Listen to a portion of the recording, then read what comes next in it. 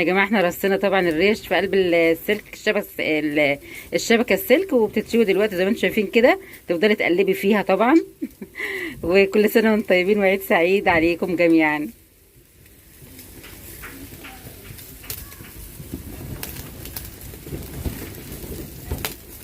الهوا الهوا جامد عندنا. بس طبعا بيبقى احلى حاجه زي ما قلت لكم كده الشوي على الفحم. هي بتعمل دخنه جامده كده وولعه زي ما انتم شايفين، بس بيبقى طعم خطير جدا والريحه تحفه طبعا. بكده يا جماعه زي ما انتم شايفين كده تفضلوا بقى اللحمه في قلب الشبكه السلك كده، الريش او اي حاجه هتشوها يعني، سواء فراخ او اي حاجه، وتقلبيها طبعا من وقت للتاني علشان ما تتحرقش منك. وبكده طبعا الفيديو بتاعنا يكون خلص. اتمنى يكون عجبكم، وكل سنه وانتم طيبين جميعا وعيد سعيد. ما تنسوناش في اللايك والشير.